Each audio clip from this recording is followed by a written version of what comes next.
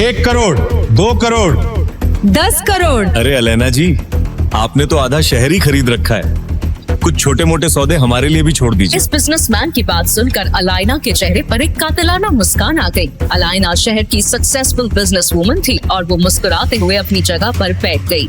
लेकिन तब एक आवाज ने वहाँ मौजूद सभी के होश उड़ा दिए। 50 करोड़, सीधा 50 करोड़। ये कौन है? अरे ये तो डिलीवरी बॉय अभिनव है। इसके पास कहाँ से आए 50 करोड़? देखो, इसे कोई पहचान न पाए इसीलिए सज धज के कोट पैंट पहन के आया है। अरे हाँ, 2 दिन पहले ये मेरी ऑफिस पे लंच डिलीवर करने आया था। अरे हमारी कोई इज्जत नहीं है क्या? ऐसे ही कोई ऐरा गहरा इतनी बड़ी नीलामी में कैसे आ गया? वही अभिनव चुपचाप अपनी जगह पर बैठा हुआ इन सब की बातें सुन रहा था कि तभी एक और आदमी तेज आवाज में बोल पड़ा। एक इंसान ने ऑक्शन मैनेजर से कहा, अभिनव के पास 50 करोड़ तो क्या 50 रुपए भी नहीं होंगे। उन्हें ये नीलामी बंद करके अलैना को वो इम्पोर्टेड कालीन दे देना चाहिए। नहीं नहीं भाई रुको, अगर इस फटीचर डिलीवरी बॉय के पास 50 करोड़ नहीं है तो मैं अलैना जी की बोली को चैलेंज करता हूँ। मैं कालीन के लिए 11 करोड़ देने के लिए मैं तैयार हूँ। जैसे ही उस आदमी ने 11 करोड़ बोला तो अभिनव एक बार फिर से बोल पड़ा, 60 करोड़। ए फटीचर डिलीवरी बॉय, तू पागल हो गया क्या? कहाँ से लाएगा 60 करोड़? ये नीलामी है, बच्चों का खेल नहीं। यहाँ जो बोला जाता है वो देना भी पड़ता है। ये कहते हुए उस आदमी ने अभिनव को धक्का देना चाहा, लेकिन अभिनव उस जगह पर इतनी दृढ़ता से खड़ा था कि उस धक्के से अभिनव को तो कुछ नहीं हुआ। लेकिन वो आदमी खुद अपनी जगह से 2 कदम पीछे चला गया और फिर अगले ही पल अभिनव ने अपनी जैकेट से एक चेक बुक निकाली और उस पर 60 करोड़ की राशि डालकर साइन करने लगा। उस चेक को भरते हुए वहाँ मौजूद हर इंसान देख रहा था और सब भौचक्के रह गए थे। सभी को लग रहा था कि अभिनव ने अपनी जेल जाने की पूरी तैयारी कर रखी थी। वो धड़ल्ले से चेक पर 60 करोड़ भर रहा है। अभिनव ने चेक पर अमाउंट भरकर वहां मौजूद नीलामी करवा रहे बैंक के मैनेजर को दिया। एक बार को तो मैनेजर को भी यकीन नहीं हो रहा था कि आखिर 3 करोड़ की चीज को ये अभिनव जैसा डिलीवरी बॉय 60 करोड़ में कैसे खरीद रहा है और क्या सच में इसके अकाउंट में 60 करोड़ है भी या नहीं।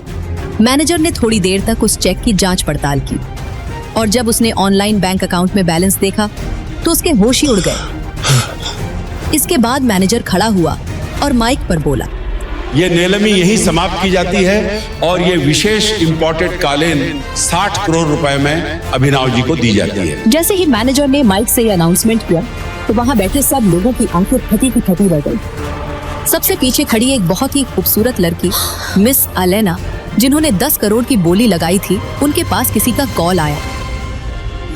हेलो, वो इम्पोर्टेड कालीन आपको मिल गई? कोई अभिनव करके कोई डिलीवरी बॉय है जिसने 60 करोड़ की बोली लगाई है। मतलब आजकल डिलीवरी वालों के पास इतने पैसे आ गए हैं कि 5 करोड़ की चीज को 60 करोड़ में खरीद रहा है। अलैना जी, ये सब सोचने से पहले एक बार अभिनव की उंगली में देखिए। उसके बाद अलैना ने अपनी आंखें उठाई और जैसे ही उसकी आंखें अभिनव के दाहिने हाथ में पहनी हुई अंगूठी पर गईं, तो वो पूरी तरह से चौंक गई। उसकी आंखें फटी की फटी रह गईं और उसने चौंकते हुए कहा, टाइगर। टाइगर का नाम सुनते ही अलाइना के होश उड़ गए थे। क्या है टाइगर नाम की सच्चाई? कैसे एक डिलीवरी बॉय के अकाउंट में आए 800 करोड़? क्या है अभिनव का राज? अगर वो इतना पावरफुल है तो क्यों रह रहा है दुनिया के सामने डिलीवरी बॉय बनकर? इन सब सवालों ने इंस्पेक्टर का दिमाग घुमा दिया था। ये वीडियो उसे एक अनजान लड़की ने भेजा था, पर इसके पहले 2 अलग अलग जासूसों ने भी इंस्पेक्टर को अभिनव के बारे में कुछ बताया था। उसे पहले जासूस की बताई कहानी याद करने की कोशिश की। रुक जाओ, वो रेस्टोरेंट हम गरीबों के लिए नहीं है अभिनव। एक बार मेरे कपड़े तो देखो, रोड पे कटोरा पका के भीख मांगने वाली लग रही हूँ। और जरा उस रेस्टोरेंट में खाना खाने वाले अमीरों को देखो, उनमें और हम में जमीन आसमान का फारक है। नहीं वैभवी, तुम बहुत सुंदर लग रही हो। वैभवी ने आगे कहा कि वो शहर का सबसे महंगा रेस्टोरेंट है, उनकी औकात वहाँ पानी पीने की भी नहीं। अभिनव ने कहा कि उसने वैभवी के जन्मदिन के लिए पहले से ही बचत करके रखी थी। वैभवी ने कहा कि अभिनव ने काफी मेहनत से ये पैसे कमाए थे और वो एक ही दिन में उसे ये सारे पैसे नहीं उड़ाने देगी। अभिनव ने कहा कि वो सब संभाल लेगा। इतना कहकर अभिनव उस मेगा रेस्टोरेंट के अंदर चला गया। वैभवी अभिनव को रोकने के लिए उसके पीछे पीछे भागी और जल्दी जल्दी में एक अमीर आदमी से टकरा गई और उस अमीर आदमी के महंगे सूट पर वाइन गिर गई। Sorry sir. अंधी हो क्या? इस गंवार को अंदर किसने आने दिया? इस सूट की कीमत भी पता है तुझे? 30 लाख का सूट है ये। आई एम सॉरी, मुझसे गलती हो गई, मैं इसी वक्त यहाँ से चली जाती हूँ। तुम्हें क्या लगता है मैं तुम्हें इतनी आसानी से यहाँ से जाने दूंगा? जब तक तुम मुझे 30 लाख रुपए नहीं दे पाती मैं तुम्हें कहीं नहीं जाने दूंगा। इसी वक्त मेरे सूट की कीमत चुकाओ वरना क्या? अचानक ही अभिनव वैभवी के पास वापस आया। उस आदमी ने अभिनव को गौर से देखते हुए कहा, इस रेस्टोरेंट का स्टैंडर्ड सच में काफी गिर गया है। इसी वक्त मेरी गर्लफ्रेंड से माफी मांगो। मैं माफी मांगू? तुम जानते भी हो मैं कौन हूँ। वैभवी उस अमीर आदमी और अभिनव के बीच हो रहे झगड़े को देखकर बहुत घबरा गई। अभी इसे माफी मांगते हैं और चलते हैं यहाँ से। इस अमीर आदमी को मैंने टीवी पर देखा है।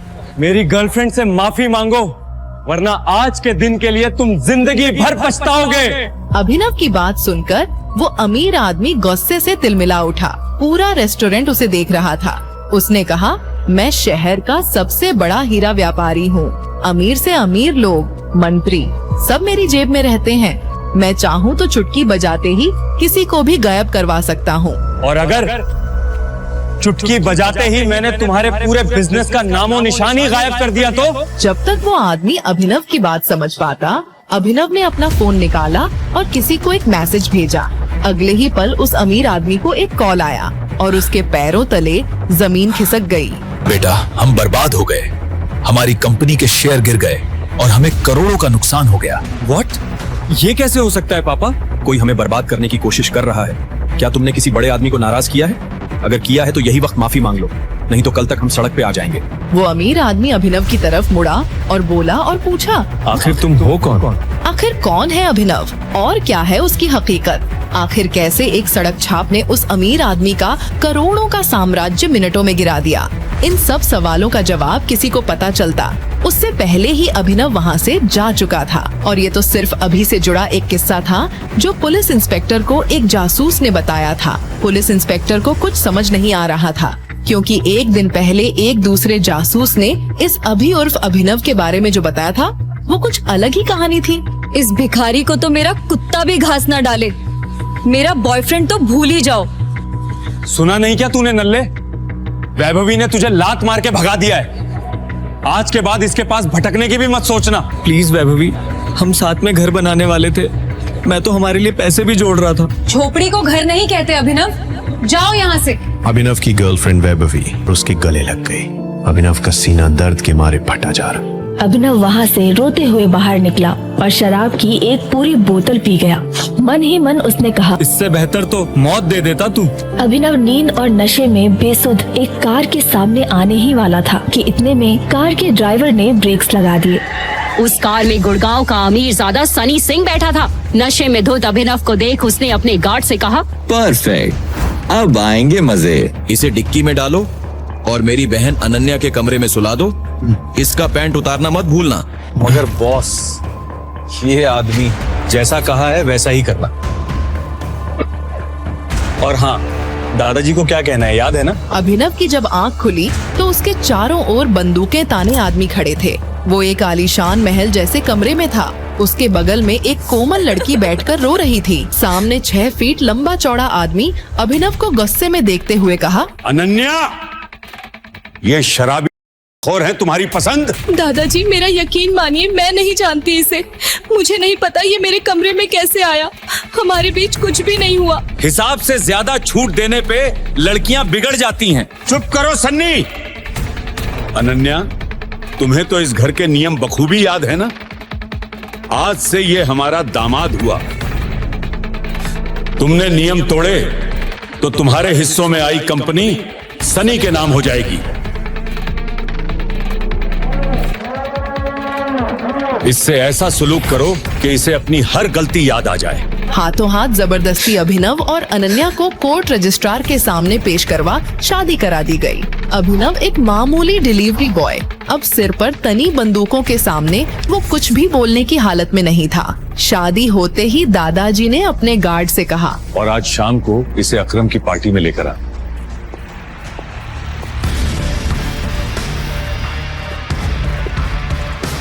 कहीं ज्यादा दर्द तो नहीं लग रहा? दादाजी के आदमियों ने अभिनव के चेहरे का नक्शा ही बदल दिया और फिर उसके बाद हॉस्पिटल ले गए।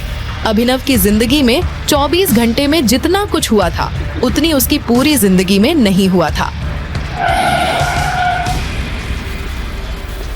किस्मत का मजाक तो देखो, अकरम की पार्टी में पहुंचते ही अभिनव को वैभवी दिख गई।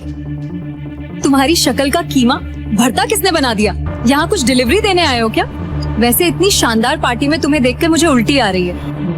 वैभवी अपने मुंह से कुछ और आग उगलती उसके पहले ही अभिनव के पीछे से एक लड़की आई और उसने अभिनव की गाल पर किस करते हुए कहा, बेबी तुम्हें दादाजी बुला रहे हैं। वो लड़की कोई और नहीं अनन्या थी। अनन्या का इतना प्यारा इशारा देख अभिनव चौंक गया। उसे अपने कानों पर भरोसा नहीं हो रहा था। वो कुछ सवाल करता उसके पहले ही अनन्या धीरे से बोली, मेरी मजबूरी थी, ज्यादा खुश होने की जरूरत नहीं है। मेरी कंपनी के निवेशक इस पार्टी में हैं और उन्हें हमारी शादी के बारे में पता है। अभिनव अनन्या से हाथ छुड़ाकर दूर जाने को हुआ। इतने में सामने से 2 इन्वेस्टर्स आ गए। अभिनव ने जब हाथ मिलाने को आगे बढ़ाया तो एक इन्वेस्टर अभिनव के हाथ में पहनी हरा पन्ना लगे सोने की अंगूठी देख वहीं रुक गया और बोला, ये नहीं हो सकता, इट्स इम्पॉसिबल।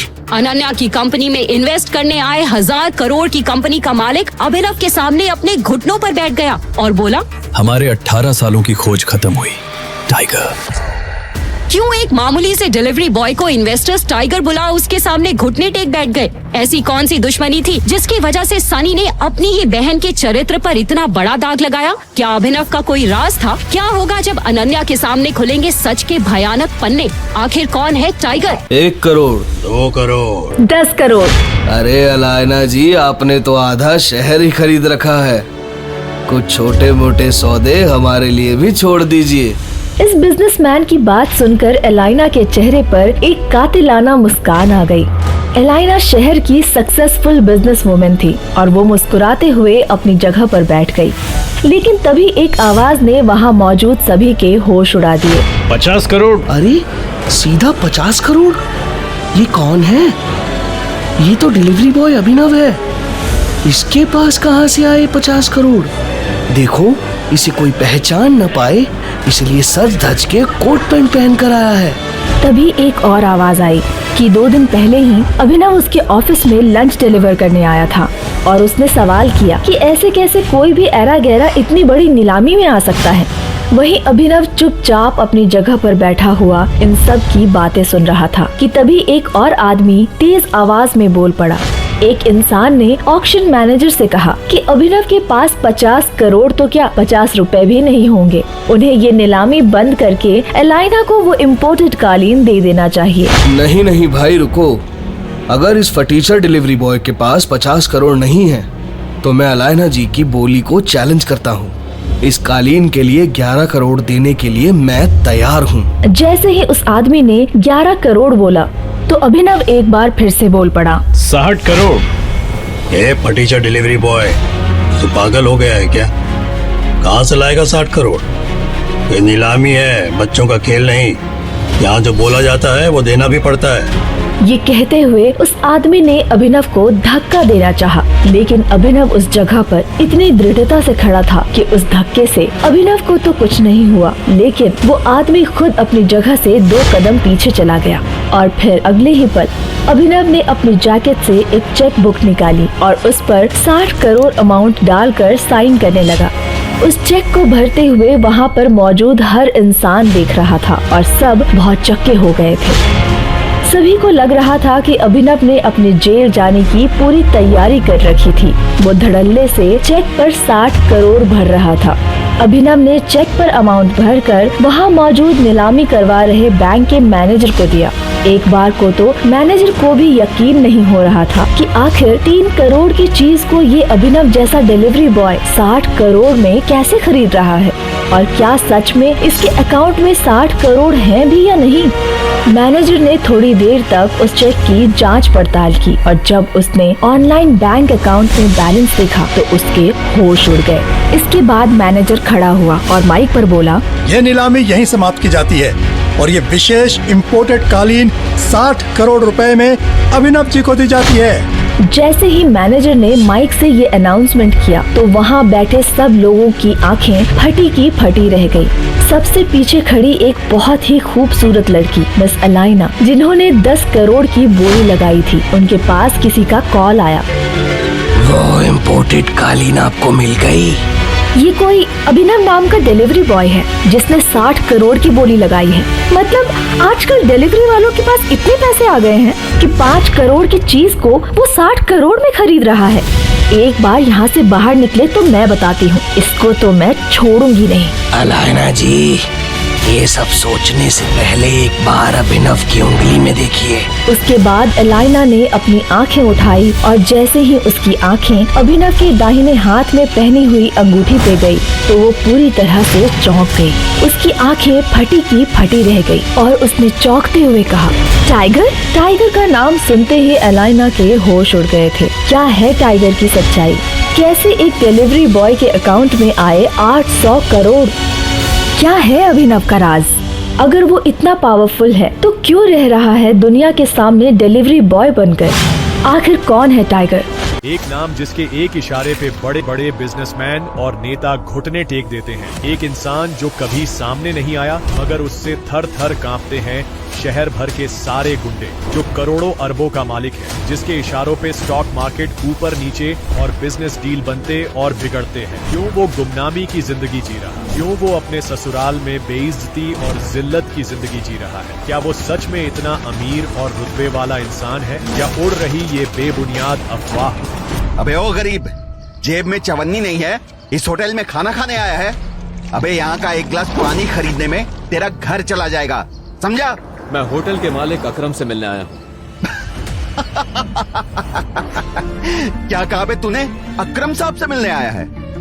अबे तुझ जैसे आदमी से अकरम साहब अपना बाथरूम तक साफ ना करवाएं, समझा? बड़ा आया अकरम साहब से मिलने वाला, चल जा यहाँ से। अरे गार्ड भैया, इन गरीबों को ऐसे भी नहीं भगाते। बेचारे ने कितने दिनों से कुछ खाया नहीं होगा। वैसे भी होटल में खाना तो बचता ही होगा, जिसे फेंक ही देते होंगे वो इसे खिला देते हैं। बेचारा बहुत दिनों से भूखा लगता है।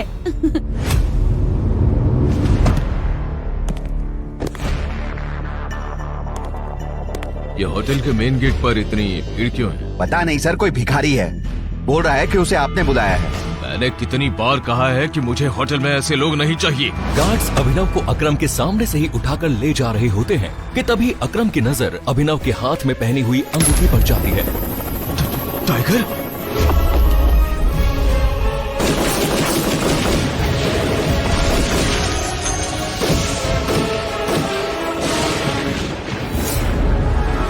और उसके बाद जो होता है उसे देखकर वहाँ खड़े सभी लोगों की दुनिया हिल जाती है। छोड़ इसे। और उधर करोड़पति अकरम अभिनव के पैरों में गिर जाता है। मैंने तुम्हें पहचाना नहीं, प्लीज प्लीज मुझे माफ कर दो टाइगर। अकरम के साथ हुई इस मुलाकात के बारे में अभिनव ने किसी से कुछ नहीं कहा। अगली सुबह जब अभिनव अनन्या को टिफिन देने उसके ऑफिस पहुंचा तो उसने देखा कि ऑफिस में भगदड़ मची हुई है।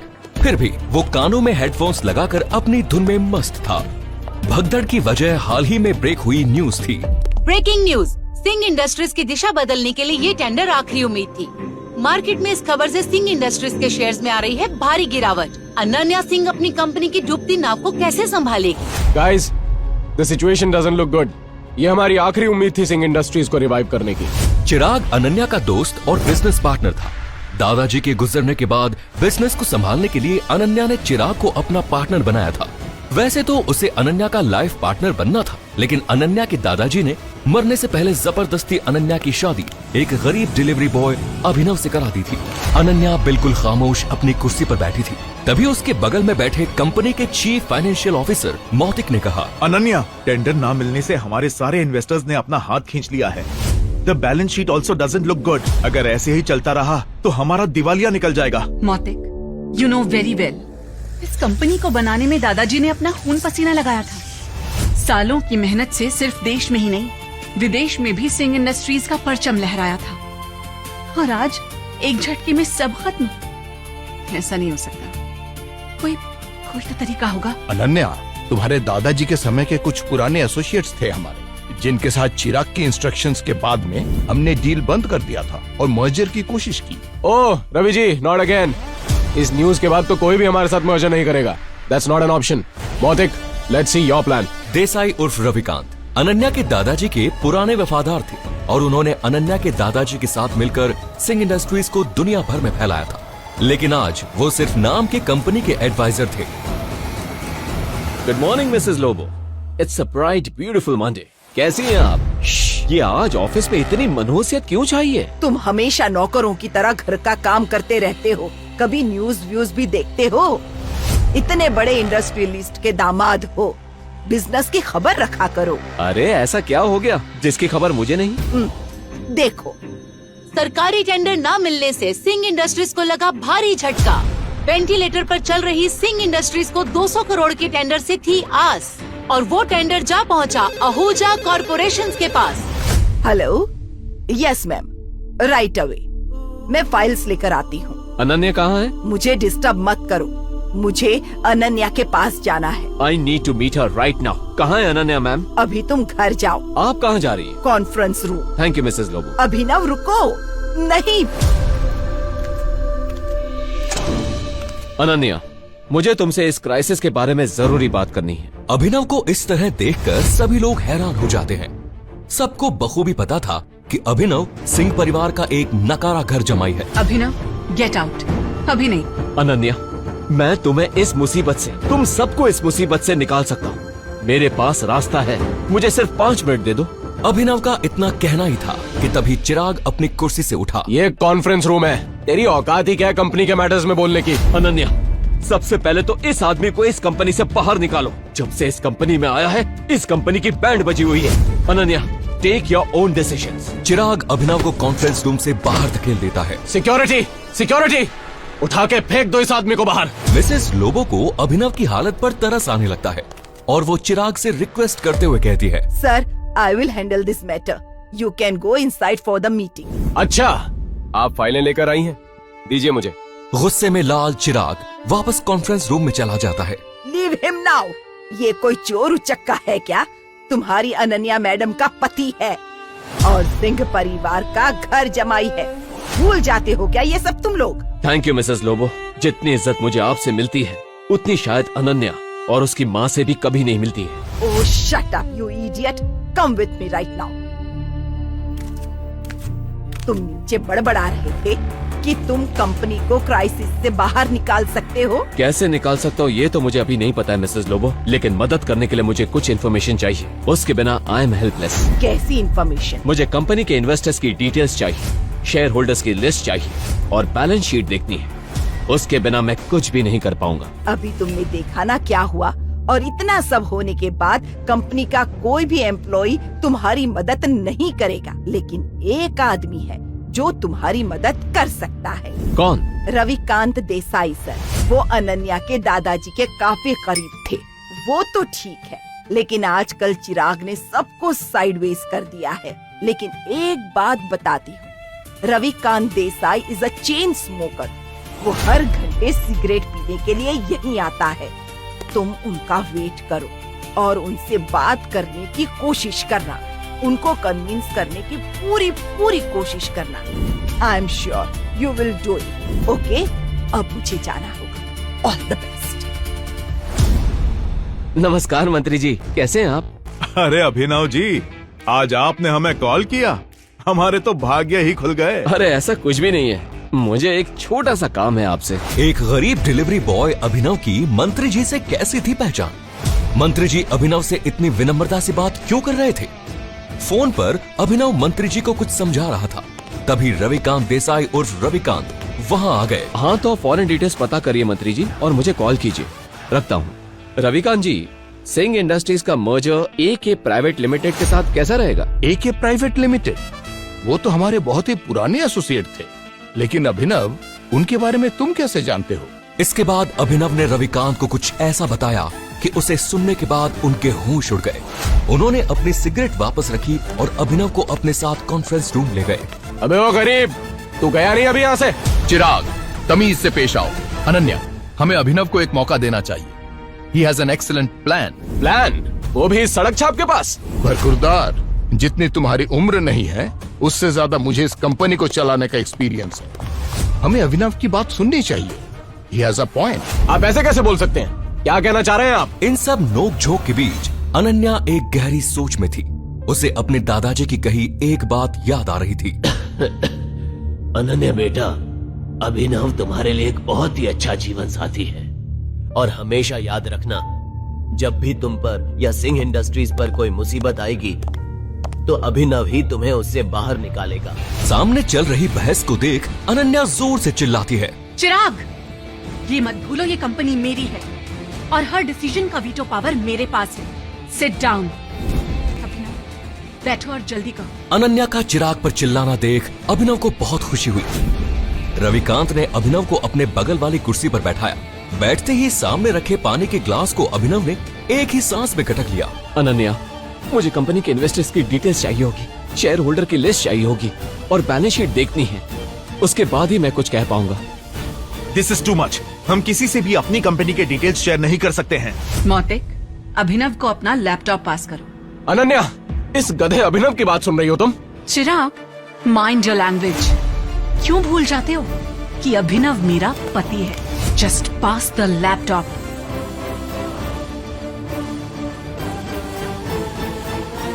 दो साल में पहली बार अभिनव ने अनन्या को उसके लिए लड़ते हुए देखा था। अनन्या, स्टेटमेंट्स में बहुत सी इरेगुलरिटीज दिख रही है और हमारे इन्वेस्टर्स के छोड़ के जाने का एक पैटर्न भी दिख रहा है। बैलेंस शीट की काफी ऐसी ट्रांजैक्शंस है जिस पे मुझे डाउट है। क्या बकवास कर रहे हो? ये सब तो हवाई बातें हैं। पहले ये बताओ, कंपनी को दिवालिया होने से कैसे बचाओगे? गिरते हुए शेयर्स को कैसे कंट्रोल करोगे तुम? अनन्या, हमें अपनी कंपनी के शेयर्स बाय बैक करने होंगे। Brilliant idea. तुम्हें क्या लगा अभिनव, ये सब हम लोगों ने डिस्कस नहीं किया होगा? अभिनव, हमारे पास फंड्स कहाँ हैं? You are right.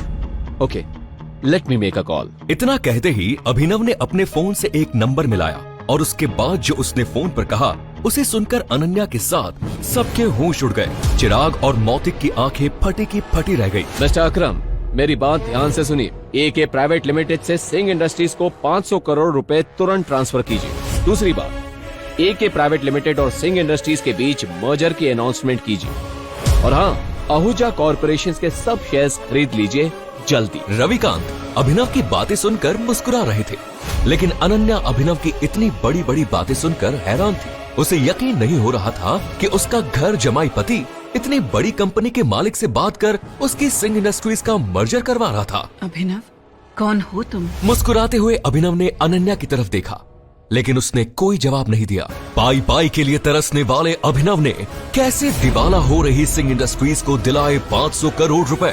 एक गरीब घर जमाई ने आखिर कैसे करा दी एके प्राइवेट लिमिटेड जैसी बड़ी कंपनी से सिंह इंडस्ट्रीज का मर्जर। क्या सिंह इंडस्ट्रीज की बर्बादी और सरकारी टेंडर न मिलने के पीछे चिराग और मौतिक की है कोई साजिश? मंत्री जी से अभिनव ने क्या पता करने को कहा था? इससे मैंने अपना बॉयफ्रेंड कभी माना ही नहीं। प्लीज वैभवी, हम साथ में घर बनाने वाले थे। सुना नहीं क्या तूने नल्ले? वैभवी ने तुझे लात मार के भगा दिया है। इतने में सामने से दो इन्वेस्टर्स आ गए। उनमें से एक की नजर अभिनव की अंगूठी पर पड़ी और फिर जो हुआ उसे सुनकर आपकी दुनिया हिल जाएगी। हमारे 18 सालों की खोज खत्म हुई टाइगर। कैसे शहर के सबसे अमीर इन्वेस्टर ने घुटने टेक दिए एक मामूली डिलीवरी बॉय के आगे? आखिर कौन है टाइगर? 1 करोड़, 2 करोड़, 10 करोड़। अरे अलेना जी, आपने तो आधा शहर ही खरीद रखा है। 1 करोड़, 2 करोड़, 10 करोड़। अरे अलेना जी, आपने तो आधा शहर ही खरीद रखा है। कुछ छोटे मोटे सौदे हमारे लिए भी छोड़ दीजिए। इस बिजनेसमैन की बात सुनकर अलाइना के चेहरे पर एक कातिलाना मुस्कान आ गई। अलाइना शहर की सक्सेसफुल बिजनेस वूमन थी और वो मुस्कुराते हुए अपनी जगह पर बैठ गई। लेकिन तभी एक आवाज ने वहाँ मौजूद सभी के होश उड़ा दिए। 50 करोड़, सीधा 50 करोड़। ये कौन है? अरे ये तो डिलीवरी बॉय अभिनव है। इसके पास कहाँ से आए 50 करोड़? देखो, इसे कोई पहचान न पाए इसीलिए सज धज के कोट पैंट पहन के आया है। अरे हाँ, 2 दिन पहले ये मेरी ऑफिस पे लंच डिलीवर करने आया था। अरे हमारी कोई इज्जत नहीं है क्या? ऐसे ही कोई ऐरा गहरा इतनी बड़ी नीलामी में कैसे आ गया? वही अभिनव चुपचाप अपनी जगह पर बैठा हुआ इन सब की बातें सुन रहा था कि तभी एक और आदमी तेज आवाज में बोल पड़ा। एक इंसान ने ऑक्शन मैनेजर से कहा, अभिनव के पास 50 करोड़ तो क्या 50 रुपए भी नहीं होंगे। उन्हें ये नीलामी बंद करके अलेना को वो इम्पोर्टेड कालीन दे देना चाहिए। नहीं नहीं भाई रुको, अगर इस फटीचर डिलीवरी बॉय के पास 50 करोड़ नहीं है तो मैं अलेना जी की बोली को चैलेंज करता हूँ। मैं कालीन के लिए 11 करोड़ देने के लिए मैं तैयार हूँ। जैसे ही उस आदमी ने 11 करोड़ बोला तो अभिनव एक बार फिर से बोल पड़ा, 60 करोड़। ए फटीचर डिलीवरी बॉय, तू पागल हो गया क्या? कहाँ से लाएगा 60 करोड़? ये नीलामी है, बच्चों का खेल नहीं। यहाँ जो बोला जाता है वो देना भी पड़ता है। ये कहते हुए उस आदमी ने अभिनव को धक्का देना चाहा, लेकिन अभिनव उस जगह पर इतनी दृढ़ता से खड़ा था कि उस धक्के से अभिनव को तो कुछ नहीं हुआ, लेकिन वो आदमी खुद अपनी जगह से 2 कदम पीछे चला गया और फिर अगले ही पल अभिनव ने अपनी जैकेट से एक चेक बुक निकाली और उस पर 60 करोड़ की राशि डालकर साइन करने लगा। उस चेक को भरते हुए वहां मौजूद हर इंसान देख रहा था और सब भौचक्के रह गए थे। सभी को लग रहा था कि अभिनव ने अपनी जेल जाने की पूरी तैयारी कर रखी थी। वो धड़ल्ले से चेक पर 60 करोड़ भर रहा है।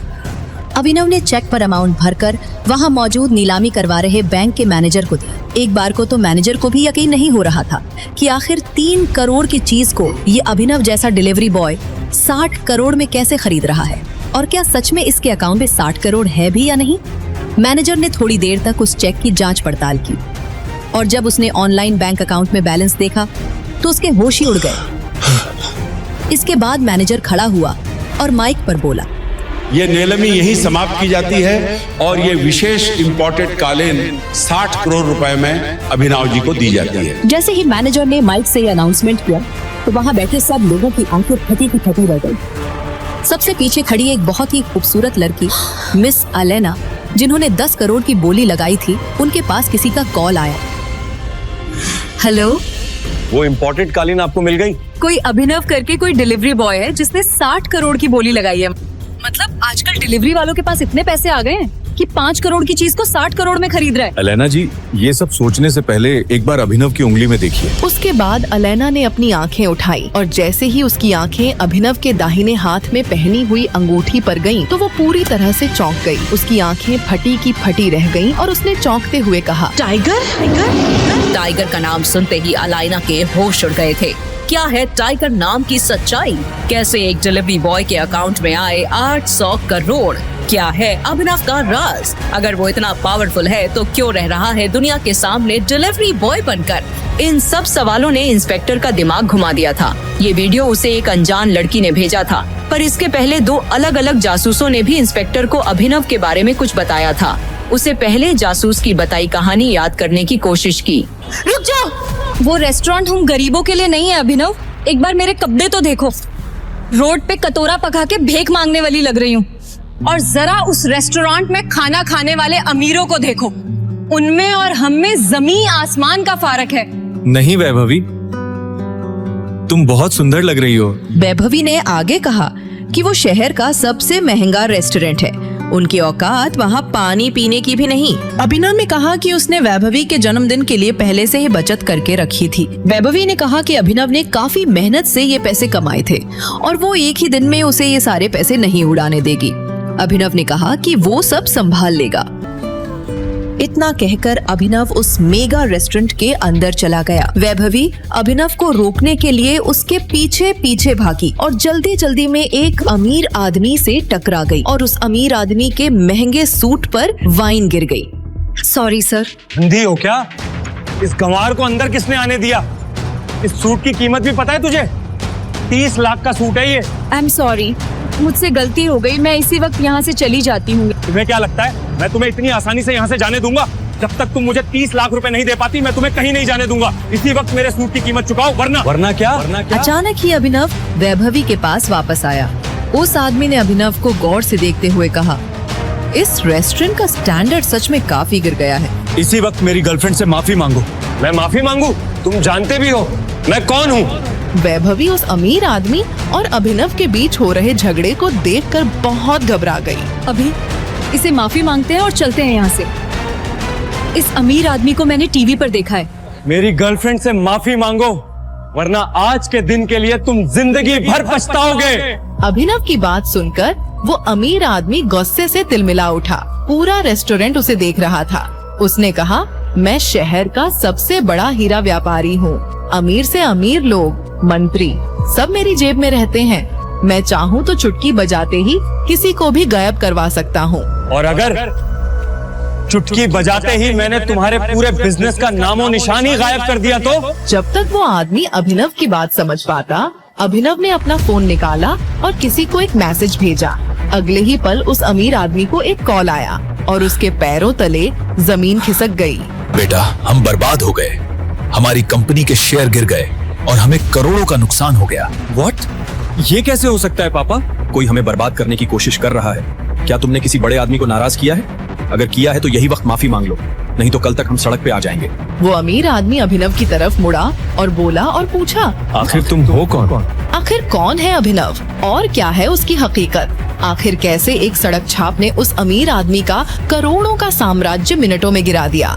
इन सब सवालों का जवाब किसी को पता चलता उससे पहले ही अभिनव वहाँ से जा चुका था। और ये तो सिर्फ अभी से जुड़ा एक किस्सा था जो पुलिस इंस्पेक्टर को एक जासूस ने बताया था। पुलिस इंस्पेक्टर को कुछ समझ नहीं आ रहा था क्योंकि एक दिन पहले एक दूसरे जासूस ने इस अभी उर्फ अभिनव के बारे में जो बताया था वो कुछ अलग ही कहानी थी। इस भिखारी को तो मेरा कुत्ता भी घास न डाले, मेरा बॉयफ्रेंड तो भूल ही जाओ। सुना नहीं क्या तूने नल्ले? वैभवी ने तुझे लात मार के भगा दिया है। आज के बाद इसके पास भटकने की भी मत सोचना। प्लीज वैभवी, हम साथ में घर बनाने वाले थे, मैं तो हमारे लिए पैसे भी जोड़ रहा था। झोपड़ी को घर नहीं कहते अभिनव, जाओ यहाँ से। अभिनव की गर्लफ्रेंड वैभवी उसके गले लग गई। अभिनव का सीना दर्द के मारे फटा जा रहा। अभिनव वहाँ से रोते हुए बाहर निकला और शराब की एक पूरी बोतल पी गया। मन ही मन उसने कहा, इससे बेहतर तो मौत दे देता तू। अभिनव नींद और नशे में बेसुध एक कार के सामने आने ही वाला था कि इतने में कार के ड्राइवर ने ब्रेक्स लगा दिए। उस कार में गुड़गांव का अमीरजादा सनी सिंह बैठा था। नशे में धुत अभिनव को देख उसने अपने गार्ड से कहा, परफेक्ट, अब आएंगे मजे। इसे डिक्की में डालो और मेरी बहन अनन्या के कमरे में सुला दो। इसका पैंट उतारना मत भूलना। मगर बॉस, ये आदमी जैसा कहा है वैसा ही करना। और हाँ, दादाजी को क्या कहना है याद है ना? अभिनव की जब आंख खुली तो उसके चारों ओर बंदूकें ताने आदमी खड़े थे। वो एक आलीशान महल जैसे कमरे में था। उसके बगल में एक कोमल लड़की बैठकर रो रही थी। सामने 6 फीट लंबा चौड़ा आदमी अभिनव को गुस्से में देखते हुए कहा, अनन्या, ये शराबी खोर है तुम्हारी पसंद? दादाजी मेरा यकीन मानिए, मैं नहीं जानती इसे। मुझे नहीं पता ये मेरे कमरे में कैसे आया। हमारे बीच कुछ भी नहीं हुआ। हिसाब से ज्यादा छूट देने पे लड़कियां बिगड़ जाती हैं। चुप करो सन्नी। अनन्या, तुम्हें तो इस घर के नियम बखूबी याद है ना? आज से ये हमारा दामाद हुआ। तुमने नियम तोड़े तो तुम्हारे हिस्सों में आई कंपनी सनी के नाम हो जाएगी। इससे ऐसा सलूक करो कि इसे अपनी हर गलती याद आ जाए। हाथों हाथ जबरदस्ती अभिनव और अनन्या को कोर्ट रजिस्ट्रार के सामने पेश करवा शादी करा दी गई। अभिनव एक मामूली डिलीवरी बॉय अब सिर पर तनी बंदूकों के सामने वो कुछ भी बोलने की हालत में नहीं था। शादी होते ही दादाजी ने अपने गार्ड से कहा, और आज शाम को इसे अकरम की पार्टी में लेकर आ।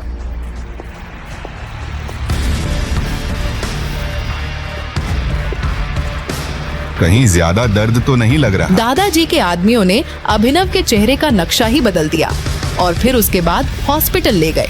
अभिनव की जिंदगी में 24 घंटे में जितना कुछ हुआ था उतनी उसकी पूरी जिंदगी में नहीं हुआ था। किस्मत का मजाक तो देखो, अकरम की पार्टी में पहुंचते ही अभिनव को वैभवी दिख गई। तुम्हारी शक्ल का कीमा भरता किसने बना दिया? यहाँ कुछ डिलीवरी देने आए हो क्या? वैसे इतनी शानदार पार्टी में तुम्हें देखकर मुझे उल्टी आ रही है। वैभवी अपने मुंह से कुछ और आग उगलती उसके पहले ही अभिनव के पीछे से एक लड़की आई और उसने अभिनव की गाल पर किस करते हुए कहा, बेबी तुम्हें दादाजी बुला रहे हैं। वो लड़की कोई और नहीं अनन्या थी। अनन्या का इतना प्यारा इशारा देख अभिनव चौंक गया। उसे अपने कानों पर भरोसा नहीं हो रहा था। वो कुछ सवाल करता उसके पहले ही अनन्या धीरे से बोली, मेरी मजबूरी थी, ज्यादा खुश होने की जरूरत नहीं है। मेरी कंपनी के निवेशक इस पार्टी में है और उन्हें हमारी शादी के बारे में पता है। अभिनव अनन्या से हाथ छुड़ाकर दूर जाने को हुआ। इतने में सामने से 2 इन्वेस्टर्स आ गए। अभिनव ने जब हाथ मिलाने को आगे बढ़ाया तो एक इन्वेस्टर अभिनव के हाथ में पहनी हरा पन्ना लगे सोने की अंगूठी देख वहीं रुक गया और बोला, ये नहीं हो सकता, इट्स इम्पॉसिबल। अनन्या की कंपनी में इन्वेस्ट करने आए 1000 करोड़ की कंपनी का मालिक अभिनव के सामने अपने घुटनों पर बैठ गया और बोला, हमारे 18 सालों की खोज खत्म हुई टाइगर। अबे ओ गरीब, जेब में चन्नी नहीं है, इस होटल में खाना खाने आया है? अबे यहाँ का एक गिलास पानी खरीदने में तेरा घर चला जाएगा, समझा? मैं होटल के मालिक अकरम से मिलने आया हूँ। क्या कहा बे तूने? अकरम साहब से मिलने आया है? अबे तुझ जैसे आदमी से अकरम साहब अपना बाथरूम तक साफ ना करवाएं, समझा? बड़ा आया अकरम साहब से मिलने वाला। चल जा यहाँ से। अरे गार्ड भैया, इन गरीबों को ऐसे भी नहीं भगाते। बेचारे ने कितने दिनों से कुछ खाया नहीं होगा। वैसे भी होटल में खाना तो बचता ही होगा, जिसे फेंक ही देते होंगे वो इसे खिला देते हैं। बेचारा बहुत दिनों से भूखा लगता है।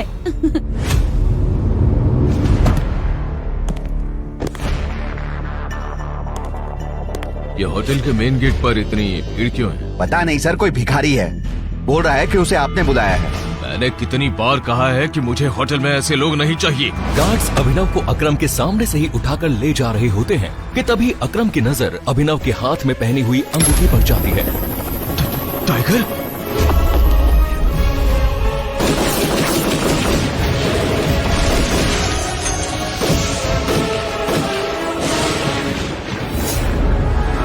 और उसके बाद जो होता है उसे देखकर वहां खड़े सभी लोगों की दुनिया हिल जाती है। छोड़ इसे।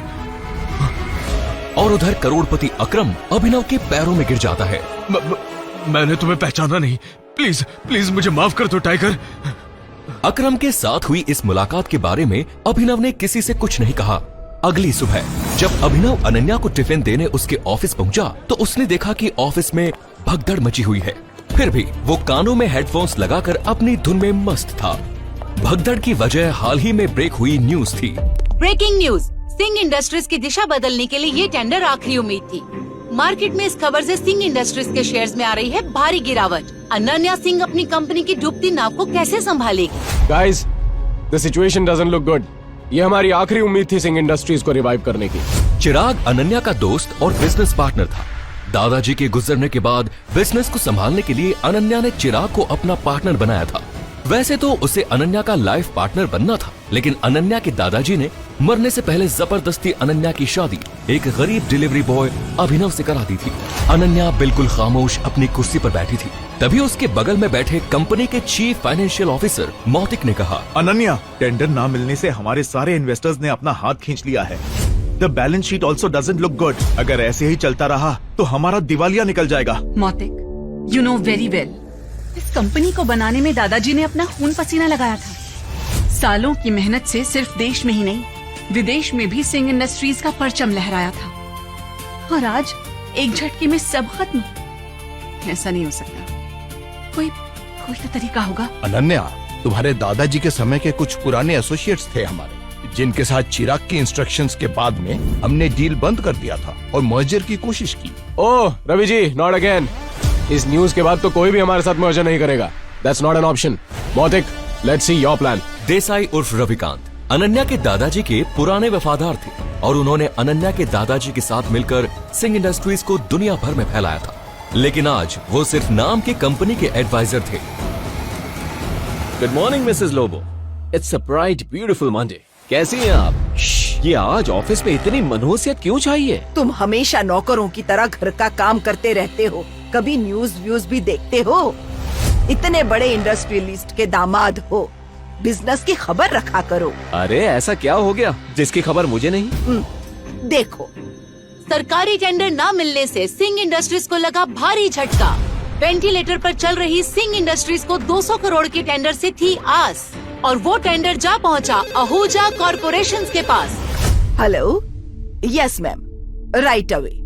मैं फाइल्स लेकर आती हूँ। अनन्या कहाँ है? मुझे डिस्टर्ब मत करो, मुझे अनन्या के पास जाना है। I need to meet her right now. कहाँ है अनन्या मैम? अभी तुम घर जाओ। आप कहाँ जा रही हैं? Conference room. Thank you Mrs Lobo. Abhinav रुको, नहीं। अनन्या, मुझे तुमसे इस क्राइसिस के बारे में जरूरी बात करनी है। अभिनव को इस तरह देखकर सभी लोग हैरान हो जाते हैं। सबको बखूबी पता था कि अभिनव सिंह परिवार का एक नकारा घर जमाई है। अभिनव, गेट आउट। अभी नहीं। अनन्या, मैं तुम्हें इस मुसीबत से, तुम सबको इस मुसीबत से निकाल सकता हूँ। मेरे पास रास्ता है, मुझे सिर्फ 5 मिनट दे दो। अभिनव का इतना कहना ही था कि तभी चिराग अपनी कुर्सी से उठा। ये कॉन्फ्रेंस रूम है, तेरी औकात ही क्या है कंपनी के मैटर्स में बोलने की? अनन्या, सबसे पहले तो इस आदमी को इस कंपनी से बाहर निकालो। जब से इस कंपनी में आया है, इस कंपनी की बैंड बजी हुई है। Ananya, take your own decisions. Chirag Abhinav को कॉन्फ्रेंस रूम से बाहर धकेल देता है। सिक्योरिटी, सिक्योरिटी, उठा के फेंक दो इस आदमी को बाहर। मिसेस लोबो को अभिनव की हालत पर तरस आने लगता है और वो चिराग से रिक्वेस्ट करते हुए कहती है, sir, I will handle this matter. You can go inside for the meeting. अच्छा, आप फाइलें लेकर आई हैं? दीजिए मुझे। गुस्से में लाल चिराग वापस कॉन्फ्रेंस रूम में चला जाता है। Leave him now. ये कोई चोर उचक्का है क्या? तुम्हारी अनन्या मैडम का पति है और सिंह परिवार का घर जमाई है। भूल जाते हो क्या ये सब तुम लोग? Thank you Mrs Lobo. जितनी इज्जत मुझे आपसे मिलती है उतनी शायद अनन्या और उसकी माँ से भी कभी नहीं मिलती है। Oh, shut up, you idiot. Come with me right now. तुम नीचे बड़बड़ा रहे थे कि तुम कंपनी को क्राइसिस से बाहर निकाल सकते हो। कैसे निकाल सकता हूँ ये तो मुझे अभी नहीं पता है मिसेस लोबो, लेकिन मदद करने के लिए मुझे कुछ इन्फॉर्मेशन चाहिए। उसके बिना आई एम हेल्पलेस। कैसी इन्फॉर्मेशन? मुझे कंपनी के इन्वेस्टर्स की डिटेल्स चाहिए, शेयर होल्डर्स की लिस्ट चाहिए और बैलेंस शीट देखनी है। उसके बिना मैं कुछ भी नहीं कर पाऊंगा। अभी तुमने देखा ना क्या हुआ, और इतना सब होने के बाद कंपनी का कोई भी एम्प्लॉय तुम्हारी मदद नहीं करेगा, लेकिन एक आदमी है जो तुम्हारी मदद कर सकता है। कौन? रविकांत देसाई सर। वो अनन्या के दादाजी के काफी करीब थे। वो तो ठीक है, लेकिन आजकल चिराग ने सबको साइडवेज कर दिया है। लेकिन एक बात बताती हूँ, Ravikant Desai is a chain smoker. वो हर घंटे सिगरेट पीने के लिए यहीं आता है। तुम उनका वेट करो और उनसे बात करने की कोशिश करना, उनको कन्विंस करने की पूरी कोशिश करना। I am sure you will do it. Okay, अब मुझे जाना होगा। All the best. नमस्कार मंत्री जी, कैसे हैं आप? अरे अभिनव जी, आज आपने हमें कॉल किया, हमारे तो भाग्य ही खुल गए। अरे ऐसा कुछ भी नहीं है, मुझे एक छोटा सा काम है आपसे। एक गरीब डिलीवरी बॉय अभिनव की मंत्री जी से कैसी थी पहचान? मंत्री जी अभिनव से इतनी विनम्रता से बात क्यों कर रहे थे? फोन पर अभिनव मंत्री जी को कुछ समझा रहा था, तभी रविकांत देसाई उर्फ रविकांत वहां आ गए। हाँ तो फॉरेन डिटेल्स पता करिए मंत्री जी और मुझे कॉल कीजिए। रखता हूँ। रविकांत जी, सिंह इंडस्ट्रीज का मर्जर AK प्राइवेट लिमिटेड के साथ कैसा रहेगा? AK private limited? वो तो हमारे बहुत ही पुराने एसोसिएट थे, लेकिन अभिनव, उनके बारे में तुम कैसे जानते हो? इसके बाद अभिनव ने रविकांत को कुछ ऐसा बताया कि उसे सुनने के बाद उनके होश उड़ गए। उन्होंने अपनी सिगरेट वापस रखी और अभिनव को अपने साथ कॉन्फ्रेंस रूम ले गए। अबे वो गरीब, तू गया नहीं अभी यहाँ से? चिराग, तमीज से पेश आओ। अनन्या, हमें अभिनव को एक मौका देना चाहिए। He has an excellent plan. Plan? वो भी सड़क छाप के पास? बरखुरदार, जितनी तुम्हारी उम्र नहीं है उससे ज्यादा मुझे इस कंपनी को चलाने का एक्सपीरियंस है। हमें अभिनव की बात सुननी चाहिए। He has a point. आप ऐसे कैसे बोल सकते हैं? क्या कहना चाह रहे हैं आप? इन सब नोक-झोंक के बीच अनन्या एक गहरी सोच में थी। उसे अपने दादाजी की कही एक बात याद आ रही थी।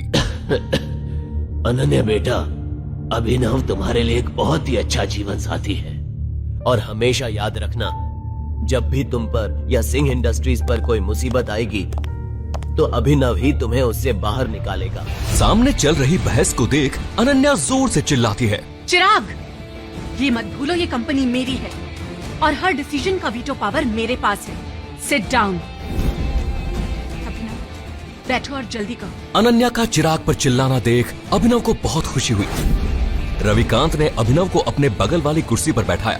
बैठते ही सामने रखे पानी के ग्लास को अभिनव ने एक ही सांस में गटक लिया। अनन्या, मुझे कंपनी के इन्वेस्टर्स की डिटेल्स चाहिए होगी, शेयर होल्डर की लिस्ट चाहिए होगी और बैलेंस शीट देखनी है। उसके बाद ही मैं कुछ कह पाऊंगा। This is too much. हम किसी से भी अपनी कंपनी के डिटेल्स शेयर नहीं कर सकते हैं। मोतिक, अभिनव को अपना लैपटॉप पास करो। अनन्या, इस गधे अभिनव की बात सुन रही हो तुम? चिराग, माइंड योर लैंग्वेज। क्यों भूल जाते हो कि अभिनव मेरा पति है? Just pass the laptop.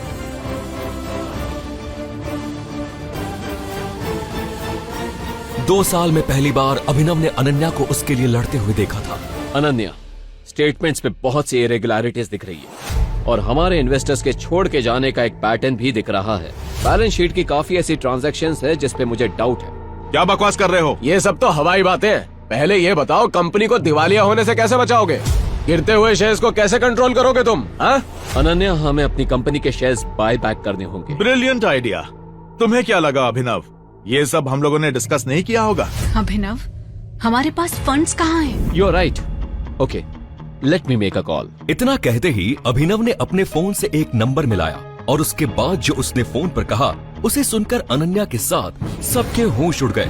चिराग और मौतिक की आंखें फटी की फटी रह गई। मिस्टर अकरम, मेरी बात ध्यान से सुनिए। एके प्राइवेट लिमिटेड से सिंह इंडस्ट्रीज को 500 करोड़ रुपए तुरंत ट्रांसफर कीजिए। दूसरी बात, एके प्राइवेट लिमिटेड और सिंह इंडस्ट्रीज के बीच मर्जर की अनाउंसमेंट कीजिए। और हाँ, आहूजा कॉर्पोरेशन के सब शेयर्स खरीद लीजिए जल्दी। रविकांत अभिनव की बातें सुनकर मुस्कुरा रहे थे, लेकिन अनन्या अभिनव की इतनी बड़ी बड़ी बातें सुनकर हैरान थी। उसे यकीन नहीं हो रहा था कि उसका घर जमाई पति इतनी बड़ी कंपनी के मालिक से बात कर उसकी सिंह इंडस्ट्रीज का मर्जर करवा रहा था। अभिनव, कौन हो तुम? मुस्कुराते हुए अभिनव ने अनन्या की तरफ देखा, लेकिन उसने कोई जवाब नहीं दिया। पाई पाई के लिए तरसने वाले अभिनव ने कैसे दिवाला हो रही सिंह इंडस्ट्रीज को दिलाए 500 करोड़ रुपए। एक गरीब घर जमाई ने आखिर कैसे करा दी एके प्राइवेट लिमिटेड जैसी बड़ी कंपनी से सिंह इंडस्ट्रीज का मर्जर। क्या सिंह इंडस्ट्रीज की बर्बादी और सरकारी टेंडर न मिलने के पीछे चिराग और मौतिक की है कोई साजिश? मंत्री जी से अभिनव ने क्या पता करने को कहा था? 1 करोड़, 2 करोड़, 10 करोड़। अरे अलायना जी, आपने तो आधा शहर ही खरीद रखा है। कुछ छोटे मोटे सौदे हमारे लिए भी छोड़ दीजिए। इस बिजनेसमैन की बात सुनकर एलाइना के चेहरे पर एक कातिलाना मुस्कान आ गई। एलाइना शहर की सक्सेसफुल बिजनेस वुमेन थी और वो मुस्कुराते हुए अपनी जगह पर बैठ गई। लेकिन तभी एक आवाज ने वहाँ मौजूद सभी के होश उड़ा दिए। 50 करोड़? अरे सीधा 50 करोड़? ये कौन है? ये तो डिलीवरी बॉय अभिनव है। इसके पास कहाँ से आए 50 करोड़? देखो, इसे कोई पहचान न पाए इसलिए सज धज के कोट पैंट पहन कर आया है। तभी एक और आवाज आई कि 2 दिन पहले ही अभिनव उसके ऑफिस में लंच डिलीवर करने आया था और उसने सवाल किया कि ऐसे कैसे कोई भी ऐरा गैरा इतनी बड़ी नीलामी में आ सकता है। वहीं अभिनव चुपचाप अपनी जगह पर बैठा हुआ इन सब की बातें सुन रहा था कि तभी एक और आदमी तेज आवाज में बोल पड़ा। एक इंसान ने ऑक्शन मैनेजर से कहा कि अभिनव के पास 50 करोड़ तो क्या 50 रुपए भी नहीं होंगे। उन्हें ये नीलामी बंद करके एलाइना को वो इम्पोर्टेड कालीन दे देना चाहिए। नहीं नहीं भाई, रुको। अगर इस फटीचर डिलीवरी बॉय के पास 50 करोड़ नहीं है तो मैं एलाइना जी की बोली को चैलेंज करता हूँ। इस कालीन के लिए 11 करोड़ देने के लिए मैं तैयार हूँ। जैसे ही उस आदमी ने 11 करोड़ बोला तो अभिनव एक बार फिर से बोल पड़ा। 60 करोड़? ये फटीचर डिलीवरी बॉय तो पागल हो गया है क्या? कहाँ से लाएगा 60 करोड़? ये नीलामी है, बच्चों का खेल नहीं। यहाँ जो बोला जाता है वो देना भी पड़ता है। ये कहते हुए उस आदमी ने अभिनव को धक्का देना चाहा, लेकिन अभिनव उस जगह पर इतनी दृढ़ता से खड़ा था कि उस धक्के से अभिनव को तो कुछ नहीं हुआ, लेकिन वो आदमी खुद अपनी जगह से 2 कदम पीछे चला गया। और फिर अगले ही पल अभिनव ने अपनी जैकेट से एक चेक बुक निकाली और उस पर 60 करोड़ अमाउंट डालकर साइन करने लगा। उस चेक को भरते हुए वहाँ पर मौजूद हर इंसान देख रहा था और सब बहुत चक्के हो गए थे। सभी को लग रहा था कि अभिनव ने अपने जेल जाने की पूरी तैयारी कर रखी थी। वो धड़ल्ले से चेक पर 60 करोड़ भर रहा था। अभिनव ने चेक पर अमाउंट भरकर वहाँ मौजूद नीलामी करवा रहे बैंक के मैनेजर को दिया। एक बार को तो मैनेजर को भी यकीन नहीं हो रहा था कि आखिर 3 करोड़ की चीज को ये अभिनव जैसा डिलीवरी बॉय 60 करोड़ में कैसे खरीद रहा है और क्या सच में इसके अकाउंट में 60 करोड़ हैं भी या नहीं।